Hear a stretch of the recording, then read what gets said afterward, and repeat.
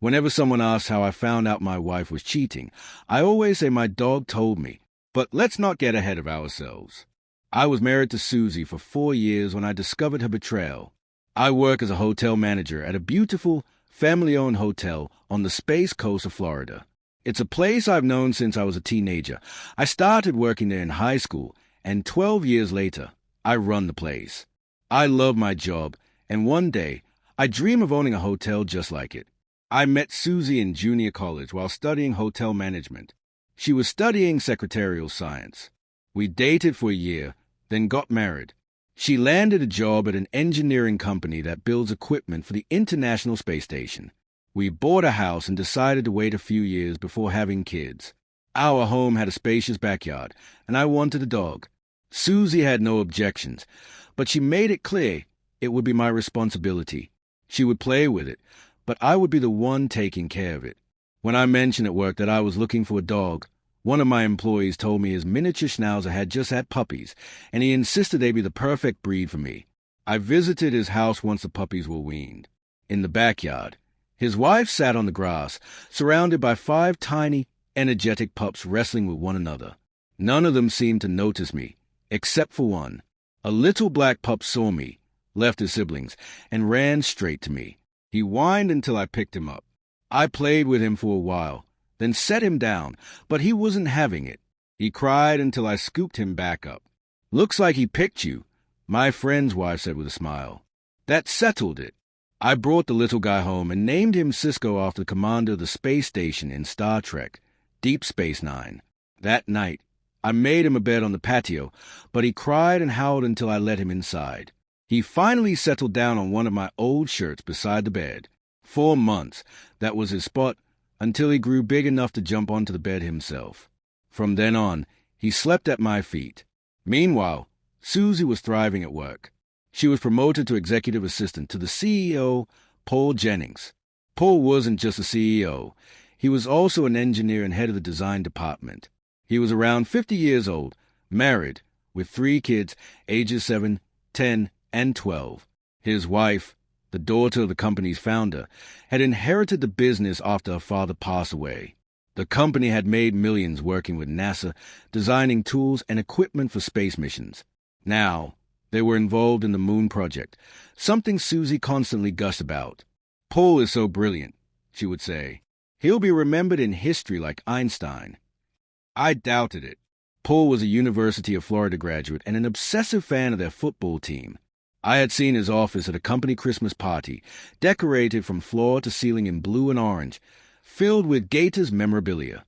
Then came the day everything fell apart. I came home from work, expecting to find Sisko playing in the backyard. Instead, he ran up to me with something in his mouth. When I took it from him, I felt my stomach drop. It was a pair of University of Florida boxer shorts, blue, with little orange alligators all over them. I loved Susie, but I wasn't about to be made a fool of. Still, I needed proof. I worked in the hotel business, where security was a priority. Our hotel had cameras everywhere, the lobby, hallways, beach area, and parking lot, to ensure guest safety and protect against liability. I knew a guy who handled our IT work, someone I trusted. The next morning, after swearing him to secrecy, I explained my suspicions. "She knows I'm in the hotel business," I told him. "She knows I have friends all over this area. If she and Paul went to a motel, someone would call me. That's why they're using my house." He nodded, then assured me he could install cameras so well that no one would ever suspect they were there. I took the day off and watched as he worked, placing cameras in every room, even the bathrooms. I had access to everything from my phone, with all footage automatically uploaded to the cloud. The first day, nothing unusual happened. Sisko chased birds in the backyard, then napped on my bed. Susie came home early, changed clothes, and started cooking dinner. A normal day. The next afternoon, I was busy at the hotel, helping tourists in the lobby, supervising a landscaping project. At lunch, I checked my phone, expecting to see Sisko napping. Instead, my screen filled with a scene that turned my stomach. Susie was naked, on her hands and knees, while Paul stood beside the bed, just as exposed. His flabby stomach and pasty skin made me wonder what my 24-year-old wife saw in him. He wasn't bigger than me. He wasn't more attractive. She rolled him onto his back and kissed him deeply, her hands wandering. His limp member slipped free. "Maybe you should see a doctor and get some of those little blue pills," she teased. "I'll do that," he sighed. "Simonson Accounting says they work for him. He buys them online." "Why don't you shower first?" "I'll wait." Paul went into the bathroom while Susie lay back on the bed, stretching lazily. When he came out, freshly dressed, he left without another word. Susie sat on the toilet, showered, then changed the sheets. Minutes later, Cisco trotted into the room, sniffed around, then curled up for his afternoon nap. I scrolled back through the footage and watched from the moment they arrived. They had driven up separately, met inside, and shut the bedroom door. "Did you ever find my boxes?" Paul had asked. "That damn dog took them."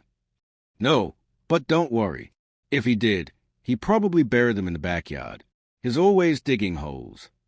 "That's fine. I've got others. Are you sure your husband doesn't suspect?" "Oh, hell no," she laughed. "He's clueless. All that dumbass thinks about is that stupid little hotel. He doesn't suspect a thing." "What about your wife?" "Same. That cold bitch only talks about the kids. We never make love anymore. Rarely even a goodnight kiss. That's what makes this so special. No one is a wiser, and no one gets hurt." They had no idea I was watching.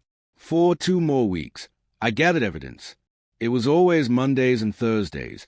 Why, I didn't know or care. I watched Paul pop his little blue pill, watched them repeat their pathetic routine. Finally, I had enough footage. It was time. That Thursday, I waited around the corner from my house. Right on schedule, they arrived. When I saw Paul swallow the pill and strip down, I pulled up in front. By the time I walked into the bedroom, Susie was on her hands and knees, her mouth wrapped around him. "Why don't you two stop what you're doing and come into the living room?" I said coolly, "We need to talk." Susie screamed, scrambling to cover herself. Paul turned away, speechless. I waited 5 minutes for them to dress. When they finally walked into the living room, I was sitting in the only chair, leaving them to take the couch. Together, I picked up the remote and hit play. On the massive 75-inch screen, their betrayal played out in vivid detail. The crystal-clear footage captured every movement, every sound. Susie sat in silence, her face draining of color. 2 minutes in, her voice wavered. "Please, stop it." I pressed stop, then ejected the disc. Taking it out, I handed it to Paul. "This one for you," I said. "Susie, yours is on the dining room table. I have the original, and I assure you there are no other copies." Paul barely glanced at the disc in his hand. "Can I buy the original?" "Of course," I replied smoothly. $500,000. His face twisted in disbelief. "That's outrageous." I leaned back in my chair, keeping my voice calm. "I think it's a bargain. If your wife gets her hands on this, she'll divorce you. Alimony? What? $25,000 to $30,000 a month. Add child support for 3 kids, another $10,000 at least. That's nearly $500,000 a year. And since she owns a company, she might just fire you on top of it. $500,000 is a small price to keep your life intact." Paul's jaw tightened, but he didn't argue. Where is he supposed to get that kind of money? Susie interjected, concern flickering in her voice. I smirked. "He has it. Right, Paul? You're not exactly struggling with all those juicy NASA contracts. What do they charge for a hammer these days? $10,000? The same one that costs $10 at Home Depot." Paul's eyes darkened, but he didn't take the bait. "When do you want it?" he asked instead. 2 days, I said, sliding a piece of paper across the table. "Wire it to this account. Call it IT consulting fees on the Moon project." I chuckled. "Can I trust you?" he asked, voice tight. "You will have to," I replied. "Once I get the money, you'll never see me again." He gave a stiff nod and walked out without another word. As he left, I noticed the little blue pill was still doing its job. Susie turned to me, desperation in her eyes. "Jimmy, please, let me explain. It wasn't about love. Paul is a brilliant man, a visionary. I just wanted to be part of something bigger. Like a royal mistress to a king, that's all. I studied her for a long moment. You better hope Paul wires the money. If he doesn't, the queen is going to find out about her royal mistress, and we both know how that story ends. I called Cisco, and together we walked out of the house. 2 days later, the money was in my account. That night, my IT guy retrieved the hidden cameras from my house. Susie acted surprised, as if she and Paul, their great intellectual minds, had never stopped to wonder where I got the footage. With Cisco boarded at my friend's place, I left the country. I found myself in South America, in a remote town where the jungle kissed the ocean. On a rough dirt road, there stood a 30-room beachfront hotel, just as advertised online. The owner had passed away, and his elderly widow was looking to sell. Her asking price? A modest $300,000. It was a steal. I paid in full. 2 weeks later, Cisco and I moved in. My dream had finally come true. I began marketing the hotel to European travelers, and within a month, reservations poured in. By the second month, the place was alive with guests. Life was simple and good. Mornings were spent walking the beach with Cisco, afternoons playing in the pool, and evenings sipping drinks under the fading orange sky. I even started picking up some Spanish. One morning, as I was cleaning the pool, my radio crackled. "Senor, you're needed at the front desk. Urgently." Cisco and I hurried to the lobby, and there she was, Susie, a suitcase beside her, a carry-on slung over her shoulder. She gave me a small, hesitant smile. "I imagine you're surprised to see me." "I am," I said coolly. "Leave your bags and follow me." I led her into the empty restaurant. Breakfast was over, and the guests were all out enjoying the beach.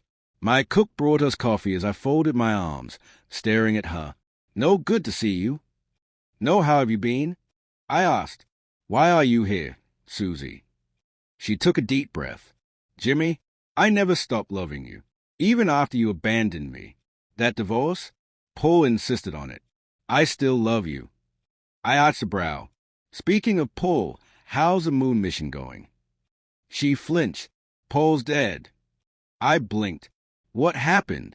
Did his wife catch you too and shoot him?" I kept my word. If she found out, it wasn't from me.